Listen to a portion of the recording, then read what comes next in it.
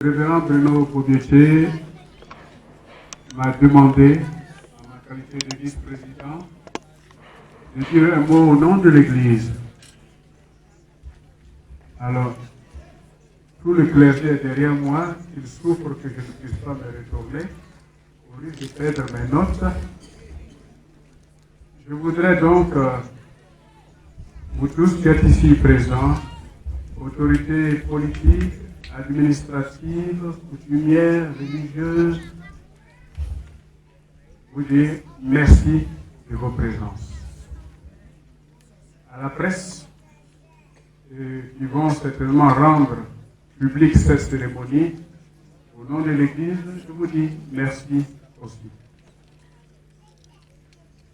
Le révérend Bossa Jules nous donne l'occasion, après 30 minutes, pour vous parler de notre Église, l'Église protestante méthodiste de Côte d'Ivoire.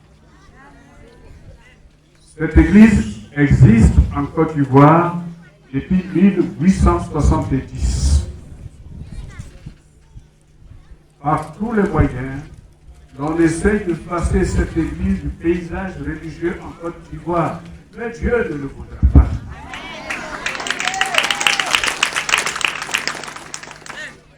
J'ai un témoignage pour le village d'Adimangré.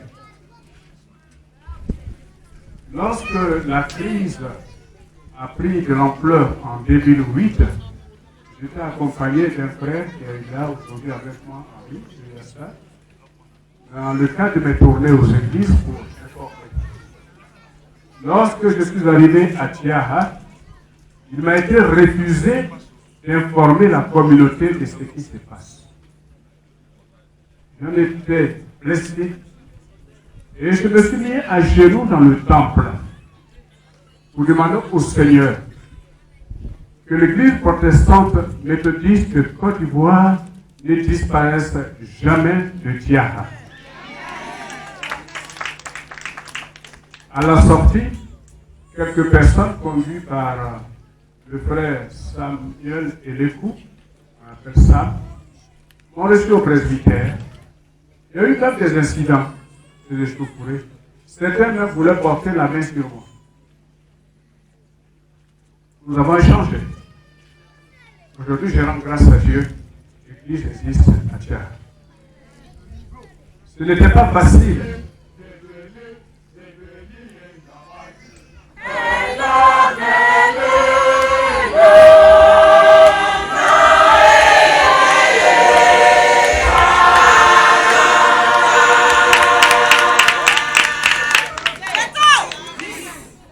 Alors, tout à l'heure, le révérend Bossa a fait allusion assez subtilement les difficultés qu'il a rencontrées dans le cadre de son ministère.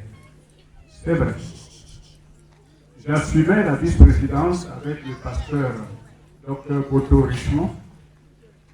Et puis, on nous a informé qu'un étudiant, un des nôtres, est parti au Bénin sans notre onction, sans notre bénédiction, pour se faire former comme pasteur.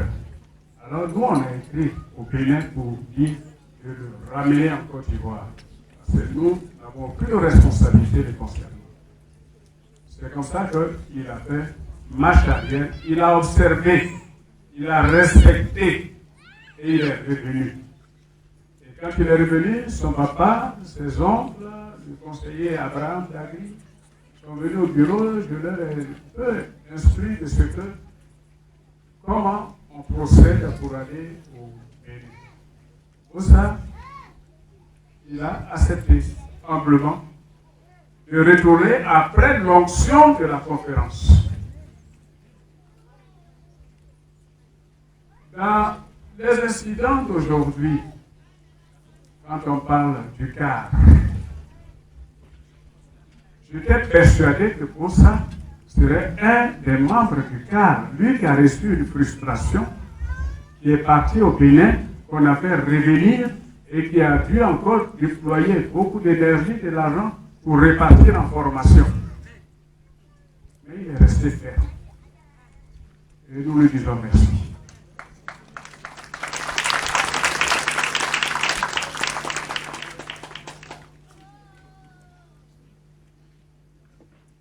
Le désir de chacun de nous,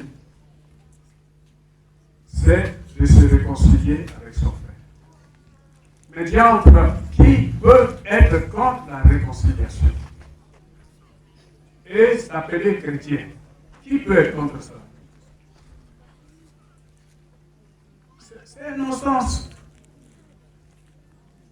Depuis 2008, quand la crise a commencé, l'actuel Premier ministre, Eugle Mambé Robert, a été commis comme président du comité de négociation sous la direction du président Laurent Gbagbo. Eugle Mambé a dirigé la négociation. Et quand il a fini ces négociations, à la fin des négociations, il butait sur le nom Église méthodiste. Église, quel nom donner à l'Église? Est-ce qu'on va accepter? On va appeler. Avec les pasteurs, on a dit, bon, on a qu'à s'appeler Église méthodiste de Côte d'Ivoire. Comme ça, il n'y a pas protestant, il n'y a pas uni d'État. Et puis nous tous, on est d'État. Et puis on est réconciliés. Alors, il nous pose la question, vous êtes sûr que les protestants vont accepter? Je lui ai dit, ça, c'est notre affaire. Mais ce dont je suis sûr, c'est que le bishop Benjamin Boni n'acceptera pas parce qu'il a signé des actes d'intégration à l'Église méthodiste unie d'Amérique, qui est une église ésotérique. J'ai les éléments pour prouver. Et je l'ai prouvé au tribunal de grande instance. Au tribunal. Il n'a pas accepté. Bon, chemin faisant, aujourd'hui, il a accepté. Mais quand tu as parlé avec ton frère, il y a une troisième personne qui dit, bon, et ça vient, et ça vient. Qu'est-ce qui vous a opposé? Chacun s'explique. Et puis on dit, bon, laissez tomber, à cause de Dieu, réconciliez-vous. Et puis demain, c'est bon. Moi, en tout cas, depuis que je suis né là, c'est comme ça que je connais la réconciliation. Mais la réconciliation, ce n'est pas de dire, tu t'es fâché pour partir, reviens chez moi. Parce que tout est entre mes mains, alors reviens chez moi. Alors ce n'est plus une réconciliation, c'est un manque de considération. Quel que soit ce que nous sommes, même si nous sommes pauvres, les pauvres à son jour de gloire aussi.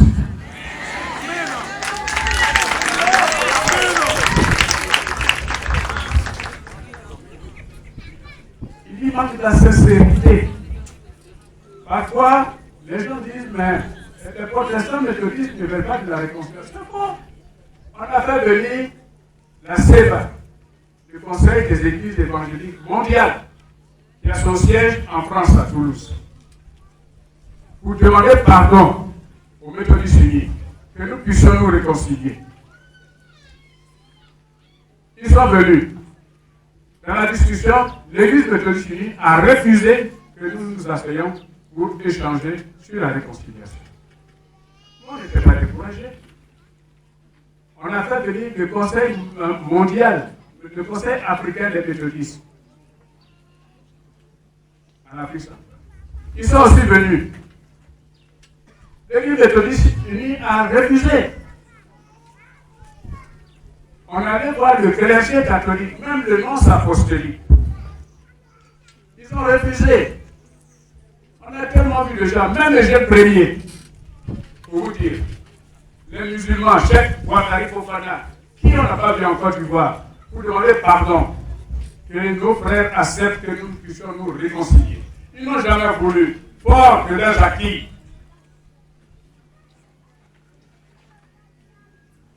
Aujourd'hui, ils disent qu'ils ne sont plus dans l'homosexualité et ils professent eux-mêmes à la télévision, dans les radios, que par motif de conscience et la parole de Dieu, il ne peut pas être dans une église où il se pratique l'homosexualité, la transsexualité. Mais enfin, vous le saviez? Vous le saviez?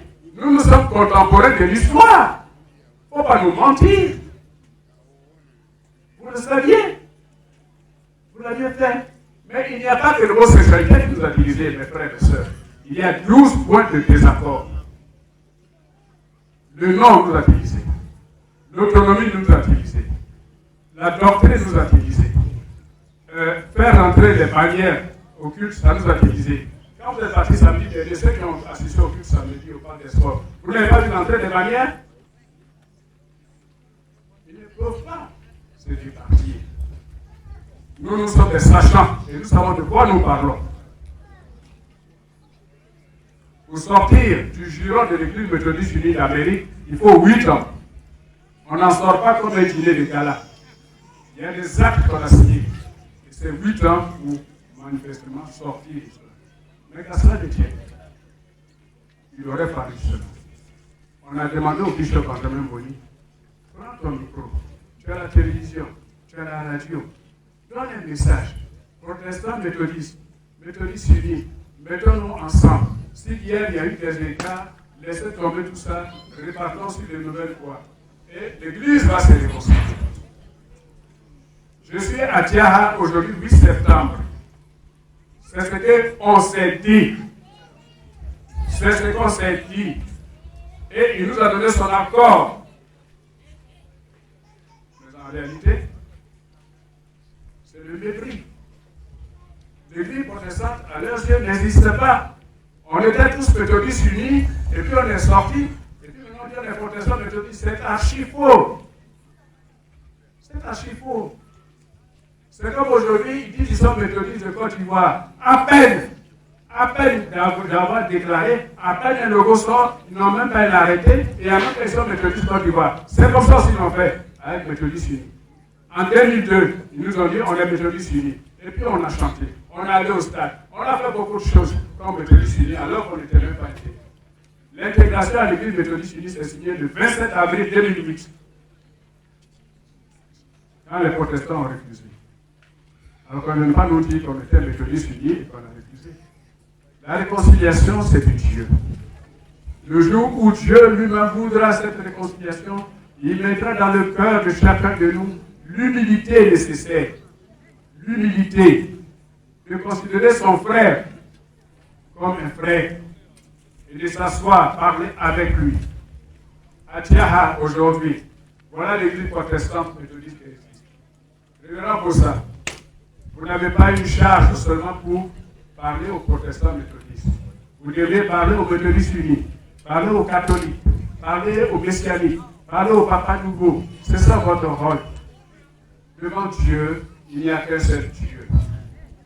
Nous sommes divisés dans des confessions religieuses. Ça, c'est terrestre.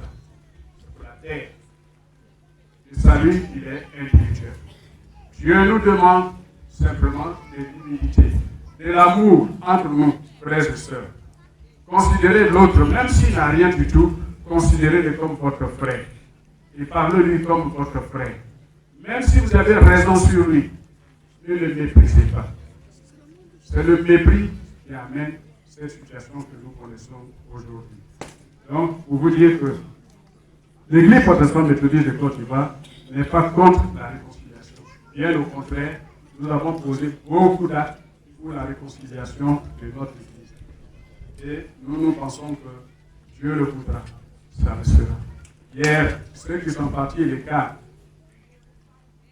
au début de la crise, on a dit que ce sont des voleurs, des drogués, des soulards, et ceci et cela. Et beaucoup de protestants méthodistes ont préféré rester à méthodistes unis parce qu'ils disent c'est ces pasteurs-là qu'on va suivre. Aujourd'hui, le fruit est retourné dans leur fruit. On va voir ce que ça va donner. Dieu ne dort pas. Dieu ne dort pas. Les mêmes mots produisent. On va voir. Que Dieu nous donne la vie de voir. Voilà. Nous, pour nous, protestants méthodistes, rendons gloire au Seigneur parce qu'il nous a exaucés, les frères et sœurs.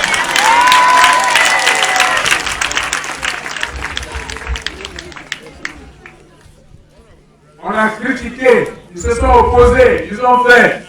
Et de leur bouche, ils ont confessé que c'est vrai. N'est-ce pas Dieu qui l'a fait? N'est-ce pas Dieu qui l'a permis? C'est Dieu qui a fait. Et ce qui se passe aujourd'hui aussi, c'est Dieu qui a fait.